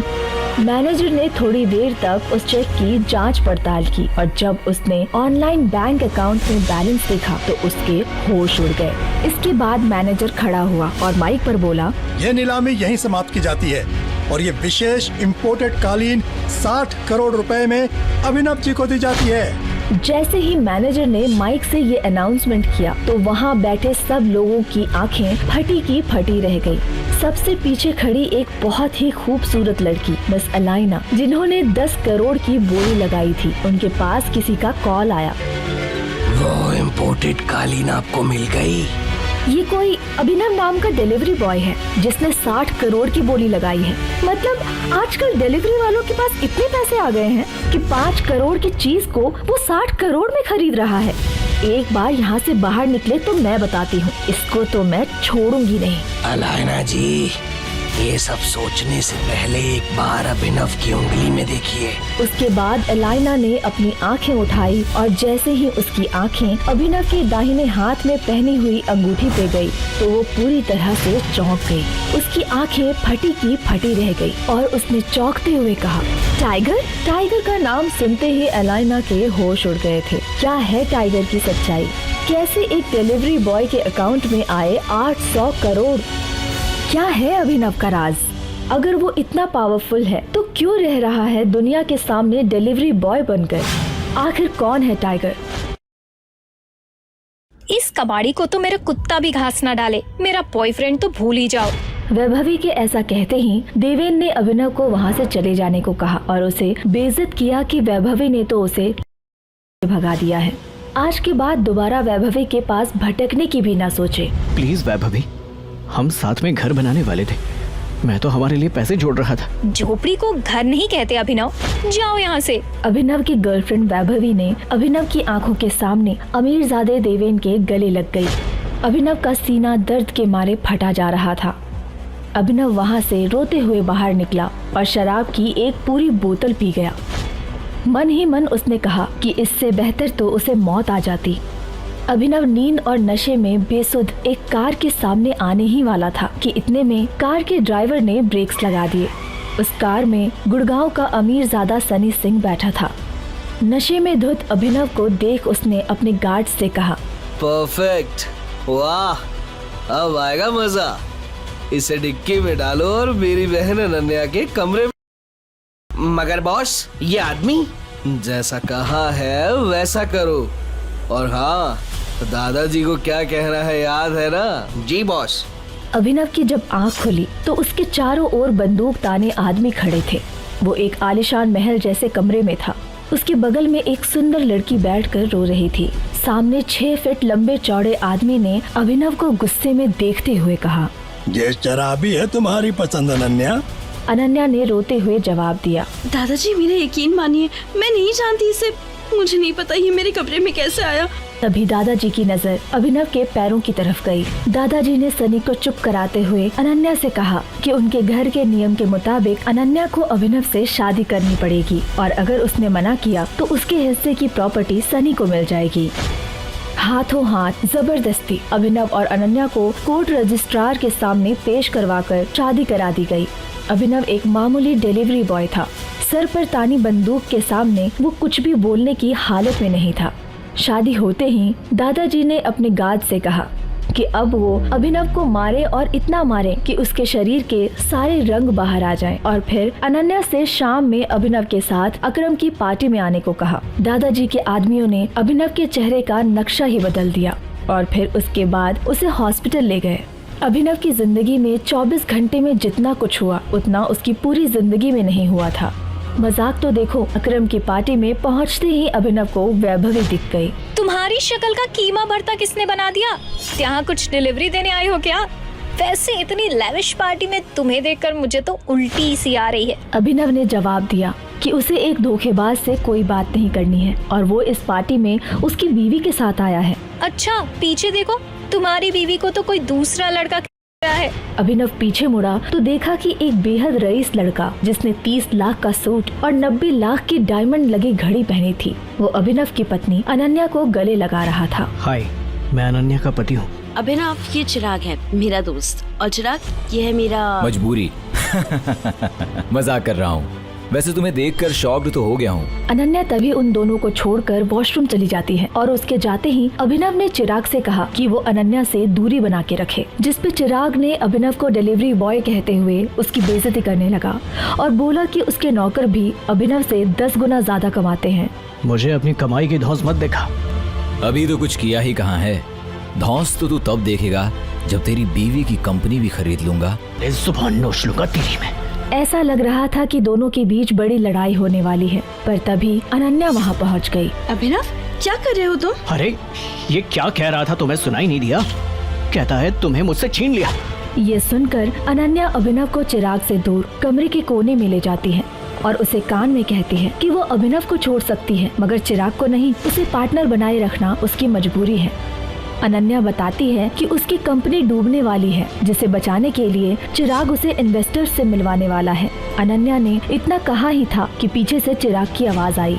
अनन्या, वो आ गए, मीट इंडिया सबसे बड़े बिलियनर्स। अभिनव से हाथ छुड़ाकर अनन्या आगे बढ़ने ही वाली थी, इतने में सामने से 2 इन्वेस्टर्स आ गए। अभिनव ने जब हाथ मिलाने के लिए आगे बढ़ाया तो एक इन्वेस्टर अभिनव के हाथ में पहनी हीरा पन्ना वाली सोने की अंगूठी देखकर वहीं रुक गया और बोला, ये नहीं हो सकता, इट्स इम्पॉसिबल। अनन्या की कंपनी में इन्वेस्ट करने आए 1000 करोड़ की कंपनी का मालिक अभिनव के सामने अपने घुटनों पर बैठ गया और बोला, हमारी 18 सालों की खोज खत्म हुई टाइगर, थैंक यू वापस आने के लिए। क्यों एक मामूली से डिलीवरी बॉय को इन्वेस्टर्स ने टाइगर बुला उसके सामने घुटने टेक बैठ गए? ऐसी कौन सी दुश्मनी थी जिसकी वजह से सनी ने अपनी ही बहन के चरित्र पर इतना बड़ा दाग लगाया? क्या अभिनव का कोई राज था? क्या होगा जब अनन्या के सामने खुलेंगे सच के भयानक पन्ने? आखिर कौन है टाइगर? जो शख्स अभी अभी अभिनव के सामने झुका था वो अकरम था, और अभिनव को यूं हैरान और परेशान होता देख वो समझ गया था कि अभिनव की सच्चाई उसे दूसरों के सामने नहीं लानी चाहिए। इसलिए वो उठा और ध्यान से अभिनव की तरफ देखा और कहा, अरे मुझे माफ करना, मैंने तुम्हें कोई और समझ लिया। ये कहकर वो शख्स वहां से चला गया। अगली सुबह जब अभिनव अनन्या को टिफिन देने उसके ऑफिस पहुंचा तो उसने देखा कि ऑफिस में अफरा तफरी मची हुई है। फिर भी वो कानों में हेडफोन्स लगाकर अपनी धुन में मस्त था। ब्रेकिंग न्यूज में ये आ रहा था कि सिंह इंडस्ट्रीज की दिशा बदलने के लिए ये टेंडर आखिरी उम्मीद। मार्केट में इस खबर से सिंह इंडस्ट्रीज के शेयर में आ रही है भारी गिरावट। अनन्या सिंह अपनी कंपनी की डूबती नाव को कैसे संभालेंगी? अनन्या बिल्कुल खामोश अपनी कुर्सी पर बैठी थी। तभी उसके बगल में बैठे कंपनी के चीफ फाइनेंशियल ऑफिसर मौतिक ने कहा, अनन्या, टेंडर न मिलने की वजह से हमारे सारे के सारे इन्वेस्टर्स ने अपना हाथ खींच लिया है। अगर इस तरह से ही चलता रहा तो फिर हमारा दिवाला निकल जाएगा। तभी अनन्या ने कहा, मौतिक, इस कंपनी को बनाने में दादाजी ने अपना पूरा खून पसीना लगाया। सालों की मेहनत से सिर्फ हमारे देश में ही नहीं बल्कि विदेश में भी सिंह इंडस्ट्रीज का परचम लहराया। एक झटके में कैसे सब खत्म हो सकता है? ऐसा नहीं हो सकता, कुछ तो तरीका होगा यार। तो तरीका? अनन्या, तुम्हारे दादाजी के समय के कुछ बहुत ही स्ट्रांग पुराने एसोसिएट्स थे हमारे, जिनके साथ में चिराग के इंस्ट्रक्शंस के बाद में हमने डील बंद कर दी, लेकिन इस न्यूज के बाद तो कोई भी हमारे साथ मर्जर नहीं करेगा। इधर दूसरी ओर लॉबी में अभिनव ने मिस लोबो से पूछा, गुड मॉर्निंग, आप कैसी हैं? आज ऑफिस में इतनी मनहूसियत क्यों छाई हुई है? जवाब में उन्होंने कहा, तू हमेशा नौकरों की तरह घर के काम करता रहता है, कभी न्यूज व्यूज देखता है, इतने बड़े इंडस्ट्रियलिस्ट के दामाद हो, बिजनेस की खबर रखा करो। ऐसा क्या होगा जिसकी खबर मुझे नहीं है? तभी उन्होंने अभिनव को टीवी की तरफ इशारा करते हुए देखने को बोला, जिसपे कंपनी के हाल साफ नजर आ रहे थे। अभिनव ने तभी पूछा, वो अनन्या कहाँ है? मिस लोबो ने कहा, मुझे डिस्टर्ब मत करो, मुझे अनन्या के पास जाना है। अभी तुम घर जाओ। अभिनव ने उसने पूछा, आप कहां जा रही है? जिसके जवाब में उन्होंने कहा, कॉन्फ्रेंस रूम में। अभिनव बिना कुछ कहे कॉन्फ्रेंस रूम में चला जाता है और कॉन्फ्रेंस रूम में अभिनव को इस तरह देखकर सभी लोग हैरान हो जाते हैं। सबको बखूबी पता था कि अभिनव सिंह परिवार का एक नाकारा घर जमाई है। अनन्या तभी गुस्से से कहती है, अभिनव, गेट आउट। अभिनव जवाब में कहता है, अनन्या, मैं तुम्हें इस मुसीबत से निकाल सकता हूं, मेरे पास रास्ता है, मुझे 5 मिनट दे दो बस। अभिनव का इतना कहना ही था कि तभी चिराग अपनी कुर्सी से उठा और बोला, ये कॉन्फ्रेंस रूम है, तेरी हिम्मत कैसे हुई कंपनी के मैटर्स में बोलने की? तभी अभिनव ने अनन्या की तरफ देखते हुए कहा, अनन्या, सबसे पहले तो इस आदमी को इस कंपनी से निकालो। जब से इस कंपनी में आया ना, इस कंपनी की बैंड बच गई है। यह सुनकर चिराग अभिनव को कॉन्फ्रेंस के बाहर धकेल देता है, सिक्योरिटी, उठा के फेंक दो इस आदमी को बाहर। लोबो को अभिनव की हालत पर तरस आने लगता है और वो चिराग से रिक्वेस्ट करते हुए कहती है, sir, I will take care of this matter, आप मीटिंग में चले जाइए। गुस्से में लाल चिराग वापस कॉन्फ्रेंस रूम में चला जाता है। अभिनव मिस लोबो से कहता है, थैंक्स, जितनी इज्जत मुझे आपसे मिलती है उतनी शायद अनन्या और उसकी मम्मी से भी नहीं मिलती। मिस लोबो कहती हैं, बस भी करो।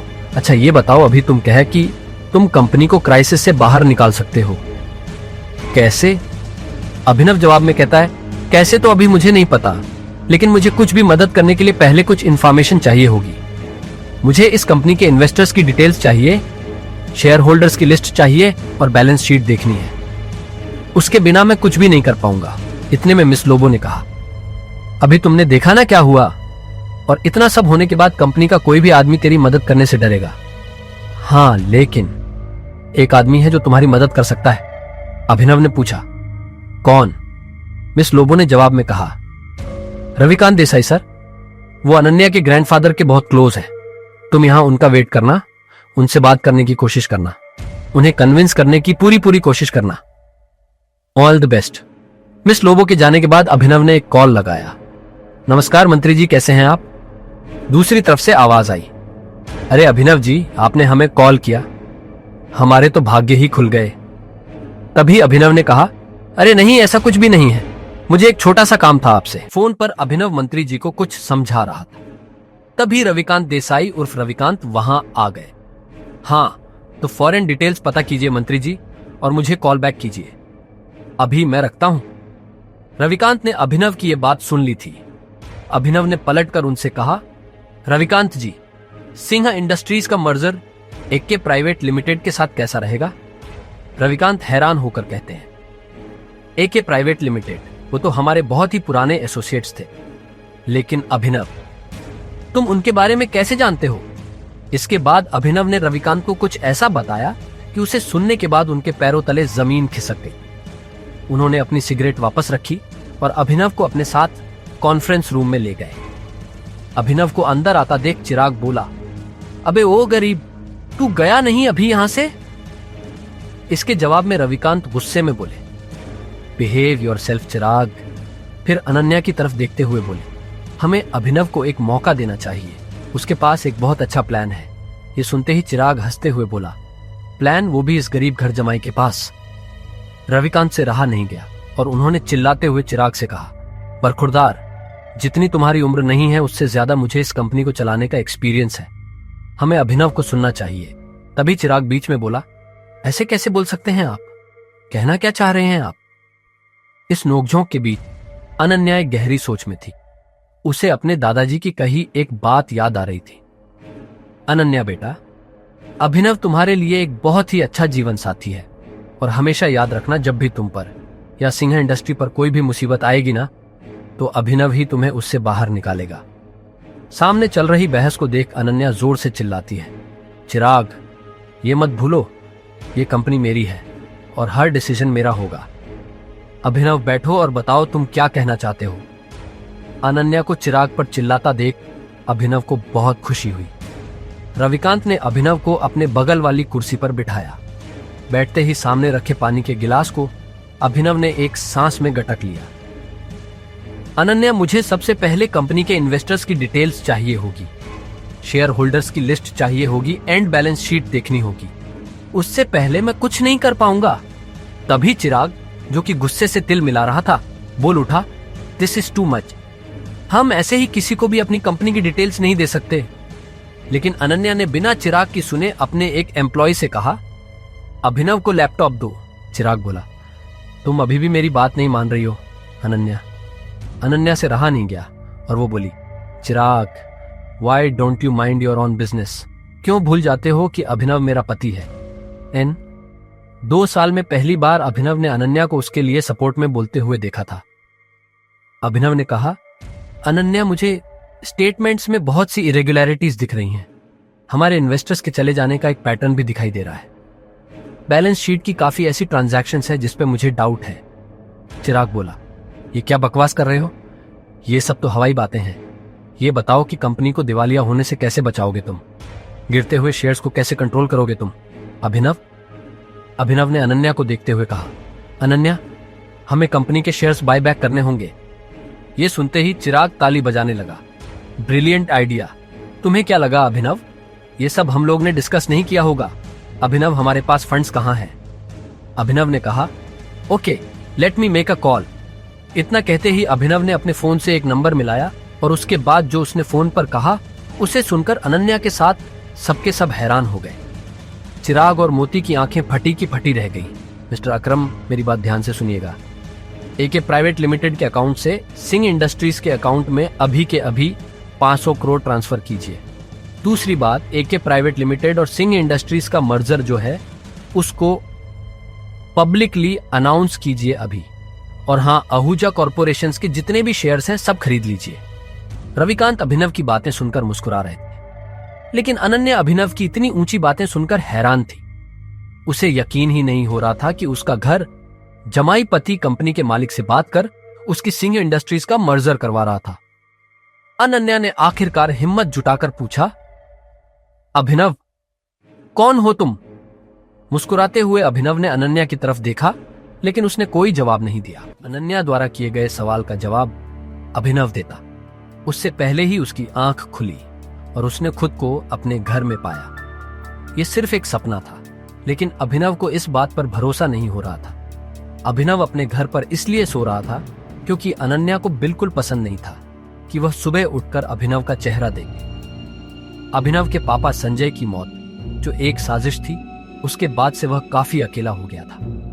अपने पापा की मौत के पीछे जो आदमी था उसका चेहरा उसे अच्छी तरह याद था। आज उठकर अभिनव को अकरम से मिलने जाना था।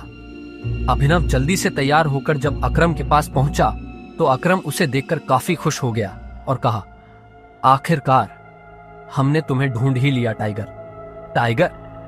हाँ, मैं पिछले 18 सालों से तुम्हें ढूंढ रहा हूं। तुम हमारे टाइगर हो, हमारे इस हजारों करोड़ के बिजनेस एम्पायर के वारिस जिसे हम तीनों दोस्तों ने मिलकर शुरू किया था। मैं, तुम्हारे पापा संजय और राणा अग्निहोत्री।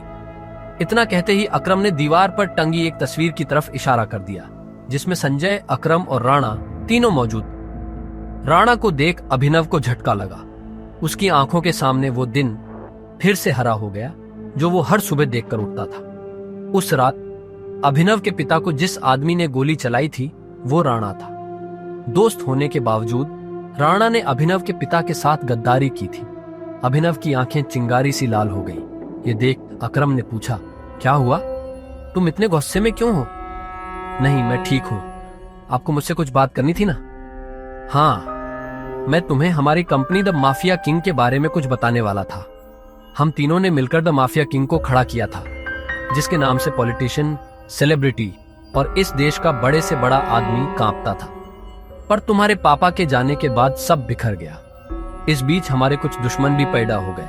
उनमें से एक दुश्मन है दिग्पाल छिंगावत। वो सालों से तुम्हें ढूंढ रहा है। वो तुम्हें मारकर हमारा नामो निशान मिटा देना चाहता है। फिलहाल द माफिया किंग का सारा काम राणा का बेटा मोंटी संभाल रहा है, लेकिन अब से कंपनी के कुछ फैसले तुम्हारे हाथों में होंगे। अपने पिता के काम को अब तुम्हें ही आगे बढ़ाना है टाइगर। ये सुनते ही अभिनव हैरान हो गया। कल तक उसकी जेब में 100 रुपये भी नहीं थे और आज अचानक वो हजारों करोड़ की कंपनी का मालिक हो गया था। इसके बाद अभिनव अपनी नौकरी पर गया और वहां उसके बॉस ने उसे खूब सुनाया, क्योंकि कल अभिनव काम पर नहीं आ पाया था, जिसके कारण उसके बॉस को बहुत नुकसान हुआ। बात यहां तक पहुंच चुकी थी कि उसके बॉस ने उसे नौकरी से निकाल दिया। इसके बाद अभिनव ने अपने बॉस से कहा, ठीक है, मैं जा रहा हूं। इस महीने जो मैंने काम किया उसकी सैलरी दे दीजिए। कल जो तेरी वजह से हमारा नुकसान हुआ, अगर मैं उसकी भरपाई तेरी सैलरी से भी करूं तो भी नहीं होगी। शुक्रमना मैं वो नहीं मांग रहा हूं। अब निकल यहां से। ये आप क्या बोल रहे हो? मैंने पूरे महीने काम किया है। एक दिन नहीं आया तो आपका 25,000 का नुकसान हो गया। मैं तब तक यहां से नहीं जाऊंगा जब तक मुझे मेरी सैलरी नहीं मिल जाती। हाँ, अच्छा रुक, अभी देता हूं तुझे तेरी सैलरी, उसके बॉस ने कहा और टेबल पर रखी घंटी बजा दी। अगले ही पल कमरे का दरवाजा खुला और 4 बाउंसर अंदर घुस आए। उठाकर पटकाओ, बाहर इसको। बॉस के मुंह से यह सुनते ही वो चारों ने अभिनव पर धावा बोल दिया, लेकिन इससे पहले उनमें से कोई अभिनव पर हमला कर पाता, अभिनव ने उन्हें पटकनी दे दी। देखते ही देखते बॉस के सारे आदमी ढेर हो गए थे। बॉस यह देख हैरान रह गया था। अभिनव अब सीधा बॉस के पास आया और बोला, चुपचाप मेरी सैलरी दे दो। बॉस ने घबराहट में अपने ड्रॉर में से चेक निकाला और उस पर अमाउंट भरकर कांपते हाथों से अभिनव को थमा दिया। अभिनव ने चेक देखा और ऑफिस से बाहर निकल गया। इधर अभिनव जब ऑफिस से बाहर पहुंचा तो उसे एक अनजान नंबर से कॉल आया। अभिनव ने कॉल उठाया और बोला, हेलो हेलो टाइगर, अकरम बोल रहा हूं। हाँ कहिए। टाइगर, मुझे तुम्हें किसी से मिलवाना है। वो हमारे माफिया वर्ल्ड का एक बहुत बड़ा नाम है और साथ ही तुम्हारे पापा और मेरा जिगरी यार बलराज। मैं चाहता हूं बलराज को पता चल जाए कि टाइगर लौट आया है, इसलिए शाम को डिनर के लिए होटल सफायर पहुंच जाना। मैं तुम्हें एड्रेस भेज रहा हूं। अकरम के मुंह से बलराज का नाम सुनते ही हैरान हो गया। उसने बलराज का नाम पहले भी सुना था। इस शहर में बलराज का नाम बच्चा बच्चा जानता था और हर आदमी उसके नाम से कांपता था। ऐसे में अभिनव को भी उससे मिलने में घबराहट हो रही थी। जिस बलराज से वो घबरा रहा था, असल में वो उसी का बॉस होने वाला था। आपको सच में लगता है कि मुझे बलराज जी से मिलना चाहिए? अभिनव ने अकरम से पूछा। वो अभी तक बलराज के नाम से कांप रहा था। अकरम भी उसकी घबराहट समझ गया था। ऐसे में उसने हंसते हुए कहा, बलराज जी नहीं, सिर्फ बलराज। तुम टाइगर हो यार, और जंगल के सारे जानवर टाइगर के नाम के आगे जी लगाते हैं, लेकिन टाइगर किसी के नाम के आगे जी नहीं लगाता। चलो मिलते हैं शाम को। इतना कहकर अकरम ने फोन रखा और अगले ही पल अभिनव को एड्रेस भेज दिया। शाम को अभिनव होटल सफायर जाने के लिए तैयार होने लगा था। उसने ग्रे कलर की शर्ट और ब्लैक कलर की पैंट्स पहनी थी। अभिनव के पास पहनने के लिए इससे अच्छा और कुछ नहीं था। उसने अपने घर से एक कैब ली और सीधा होटल सफायर पहुंच गया। जैसे उसने होटल को बाहर से देखा तो वो देखता ही रह गया। उसने आज तक इतने बड़े होटल को इतने पास से नहीं देखा था। अकरम ने अभिनव को अपने साथ अंदर आने का इशारा किया। अभिनव अकरम के पीछे चला जा रहा था। उसे महसूस हो रहा था कि बलराज भी अपने भारी भरकम पैरों के साथ अभिनव के पीछे आ रहा था। कुछ देर के बाद वो होटल के एक आलीशान से कमरे के बाहर आ चुके थे। इससे पहले कि वो अंदर जाते, एक चीफ सिक्योरिटी ऑफिसर उनके पास आया और बोला, welcome boss, can I get you something? हाँ, हमारे पास कौन कौन सी लिकर अवेलेबल है उसकी लिस्ट जरा भिजवा दो। Sir if you don't mind, मुझे सारी अवेलेबल लिकर्स के नाम याद है। हमारे पास टकीला है जो 5 लाख की है, वोडका 8 लाख, विस्की 10 लाख और जिन 11 लाख। उस चीफ सिक्योरिटी ऑफिसर ने मुस्कुराते हुए कहा। सारी लिकर्स की कीमतें सुनकर अभिनव के होश उड़ गए। इतने में अकरम ने कहा, आज हमारे यहाँ बहुत खास मेहमान आए हैं, इसलिए जो सबसे महंगी है वो ले आओ और साथ में बाकी चीजें भी लेते आना। अंडरस्टूड सर, उस चीफ सिक्योरिटी ऑफिसर ने कहा और फिर वहां से निकल गया। इतने में अकरम ने बलराज से कहा, मैंने तुम्हें एक बहुत ही जरूरी खबर देने के लिए यहाँ बुलाया है। हमें संजय का बेटा टाइगर मिल गया है, लेकिन वो अभी अंडर कवर है, इसलिए मैं तुम्हें उससे बाहर नहीं मिलवा सकता था। अकरम के इतना कहते ही 2 चीफ सिक्योरिटी ऑफिसर अंदर आए और उन्होंने वाइन और बाकी चीजें टेबल पर रख दी। Anything else sir? Chief security officer ने पूछा। अकरम ने ना में सिर हिलाया और उन दोनों को जाने का इशारा कर दिया। दोनों चीफ सिक्योरिटी ऑफिसर वहां से निकल चुके थे। इधर बलराज ने बोतल उठाई और अपना ग्लास भरना शुरू कर दिया। बलराज ने बोतल वापस रखी, एक नजर अभिनव को देखा और बोला, तो टाइगर यही है? बलराज ने कहा और ग्लास अपने होठों से लगा लिया। वो ग्लास में से पैनी नजरों से अभिनव का चेहरा देख रहा था। हाँ, यही है हमारा टाइगर। मैं चाहता था कि ये हमारी टीम के बड़े और भारी मेंबर्स से मिले। एक बार सबसे मिलने के बाद हमें जिस तरफ बढ़ना है उस तरफ टाइगर ही हमें लीड करेगा। सॉरी अकरम, लेकिन मुझे थोड़ी हंसी आ रही है। माफ करना दोस्त, पर सारी बातें तुम कर रहे हो। हमारा टाइगर गूंगा है क्या? तुम्हें टाइगर के बारे में इस तरह से बात नहीं करनी चाहिए, अकरम ने कहा। यह सुनते ही अभिनव को हंसी आ गई। उसने हंसते हुए एक पल के लिए बलराज को देखा और बोला, मुझे तुम्हारी बोल्डनेस अच्छी लगी। तुम बॉस हो गए, लेकिन भूलो मत कि तुम किसके सामने बैठे हो। मैं टाइगर हूं और मैं गूंगा नहीं हूं। मैं यहां अपनी गद्दी लेने आया हूं। सिर्फ अकरम की शाबाशी से काम नहीं चलेगा प्यारे। मैंने यह एक्सेप्ट नहीं किया कि तुम टाइगर हो। तुमने कहा कि तुम साबित कर सकते हो, तो मैं तुम्हें चैलेंज देता हूं। यह सुनते ही अकरम के कान खड़े हो गए। वो जानता था बलराज क्या करने वाला है। उसने बीच में आते हुए कहा, क्या कर रहे हो बलराज? लेकिन बलराज ने अकरम को हाथ के इशारे से चुप रहने के लिए कहा और फिर अभिनव की तरफ देखते हुए बोला, चलो लड़ाई करते हैं। अगर तुम हारे तो भूल जाना कि तुम टाइगर हो। हमसे कुछ पैसे लेना और गुड़गांव से जितना दूर हो सके उतना दूर सेटल हो जाना। अरे नहीं बलराज, ये सही नहीं है, अकरम ने घबराहट में कहा। बलराज जवाब के इंतजार में अभिनव को देख रहा था। अकरम ने अभिनव को देख ना में सिर हिला दिया। अभिनव ने अकरम से नजर हटाई, बलराज को देखा, अपना ग्लास उठाया, एक सांस में सारी शराब गटकी और जोर से ग्लास टेबल पर पटक कर बोला, कब करनी है लड़ाई? यह सुनते ही बलराज के चेहरे पर मुस्कान आ गई। अकरम के होश उड़ गए थे। क्या? नहीं टाइगर, होल्ड होल्ड, तुम्हें कुछ भी साबित करने की जरूरत नहीं है, अकरम ने अभिनव से कहा। वो अभिनव को किसी तरह की परेशानी में नहीं डालना चाहता था। अकरम, मैं जो कर रहा हूं अपनी मर्जी से कर रहा हूं। बलराज जो आज मेरे मुंह पर बोल रहा है, मैं नहीं चाहता कि कल को कोई भी एरा गेरा मेरे पीठ पीछे बोले, अभिनव ने कहा और बलराज की आंखों में देखने लगा। जब अकरम ने अभिनव की आंखों में संजय जैसे तेवर देखे तो उसने गहरी सांस ली और सब ऊपर वाले के भरोसे छोड़ दिया। लगभग 1 घंटे के बाद बलराज अभिनव और अकरम के साथ अपनी प्राइवेट अरीना में आ गया था। ये वही अरीना थी जहां पर बलराज अक्सर लड़ाई किया करता था। तो अकरम मियां, किस पर दाव लगाओगे, मैं या ये? बेवकूफी भरा सवाल है बलराज, टाइगर के होते हुए किसी और पर दाव लगाया जा सकता है क्या? अकरम ने जवाब दिया। बुरी तरह पछताओगे, मुंह छिपाने की भी जगह नहीं मिलेगी, बलराज ने हंसते हुए कहा और रिंग में दाखिल हो गया। दोनों के बीच लड़ाई शुरू हुई और बलराज चिंघाड़ते हुए अभिनव की तरफ दौड़ा। उसने जैसे ही अभिनव पर पहला मुक्का मारा तो अभिनव एक बार को सन्न रह गया। बलराज किसी हाथी जैसा लग रहा था। उसका मुक्का अभिनव की नाक तोड़ता उससे पहले अभिनव को होश आया और उसने अपना सिर नीचे झुका लिया।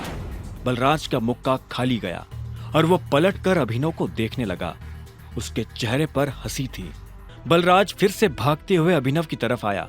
उसने फिर से हवा में मुक्का ताना। अभिनव ने फिर से अपना सिर झुकाया और बलराज की पीठ पर घुमाकर एक लात मार दी। बलराज धक्का खाकर रिंग पर गिर गया।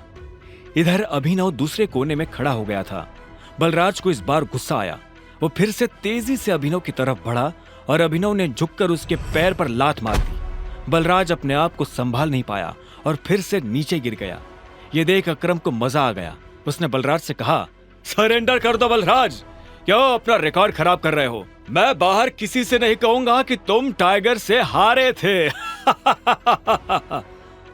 बलराज ने गुस्से में फर्श पर अपना हाथ मारा और झटके से खड़ा हो गया। इसके बाद उसने एक के बाद एक अभिनव पर मुक्के बरसाना शुरू कर दिए। अभिनव ने अपने आप को उसके मुक्कों से बचाया और आखिर में जैसे ही बलराज का मुक्का अभिनव के चेहरे पर पड़ने वाला था, अभिनव ने उसे रोका और बलराज के पेट में एक मुक्का मार दिया। बलराज दर्द के मारी नीचे झुका। इतने में अभिनव ने बलराज के पीछे आकर अपने दोनों हाथ उसकी कमर में कसे और उसे हवा में उठा दिया। ये देख अकरम का मुंह खुला का खुला रह गया था। आखिर में अभिनव ने बलराज को एक पल के लिए हवा में थामा और फिर उल्टा पटक दिया। बलराज के मुंह से चीख निकल गई। ये कहां से सीखा? कहीं से नहीं, ये टाइगर को विरासत में मिला है, उसकी गद्दी के साथ, अभिनव ने कहा। इतने में अकरम ने उसके पास आकर अभिनव को गले से लगा लिया और बलराज को चिढ़ाते हुए बोला, tiger tiger tiger tiger. Balraj की कमर में मोच आई थी, पर उसने हंसते हुए अभिनव से कहा, चलो शराब पीते हैं, आज की पार्टी मेरी तरफ से। इस बात पर अकरम ने कहा, ऐसे नहीं, ऐसे पूछो कि टाइगर, क्या आप मेरे साथ शराब पीना पसंद करेंगे? क्या आप मेरे साथ शराब पीना पसंद करेंगे मेरे टाइगर? बलराज ने कहा और अभिनव के सामने नीचे झुक गया। अभिनव ने मुस्कुराते हुए बलराज को उसके कंधे से पकड़कर ऊपर उठाया और बोला, क्यों नहीं। ठीक इसी वक्त अभिनव का फोन बज उठा। उसने देखा अनन्या का फोन था। हाँ अनन्या, मेरे मम्मी पापा वापस आ गए हैं। जो कुछ भी हुआ उसके बारे में उन्हें पता चल चुका है। वो तुमसे मिलना चाहते हैं। तुम अभी के अभी मेरे दादाजी वाले घर आओ। अभिनव ने फोन जेब में डाला। इतने में अकरम उसके पास आया और बोला, क्या हुआ, सब ठीक है? हाँ अकरम, सॉरी बलराज, लेकिन मैं तुम्हारे साथ नहीं आ पाऊंगा। मुझे अभी अपने ससुराल जाना पड़ेगा। मेरे सास ससुर आए हुए हैं। ससुराल? तुमने शादी कब की? बलराज ने चौंकते हुए कहा। लंबी कहानी है, फिर कभी बताऊंगा, अभिनव ने जवाब दिया। बलराज ने आगे कहा, वैसे अकरम, हमें मोंटी को बुलाकर बता देना चाहिए कि नहीं, अभी नहीं। जब तक चीजें साफ नहीं हो जाती तब तक किसी को भी भनक नहीं लगनी चाहिए कि टाइगर लौट आया है। मोंटी जो कर रहा है उसे करने दो, अकरम ने कहा। इतने में अभिनव ने कहा, चलो मैं निकलता हूं। अकरम, तुम्हें याद है ना, मुझे कल से एक नई नौकरी। हाँ, तुम कल ऑफिस आ जाओ, मैं अपने सेक्रेटरी को बोल दूंगा, तुम्हारा काम हो जाएगा। ये सुन अभिनव ने अकरम और बलराज से हाथ मिलाया और वो बाहर आ गया। आगे की कहानी जानने के लिए देखें अगला एपिसोड सिर्फ पॉकेट FM के YouTube चैनल पर, और द रिटर्न ऑफ टाइगर के सारे एपिसोड्स को सुनने के लिए डिस्क्रिप्शन में दी लिंक से डाउनलोड करें पॉकेट FM ऐप।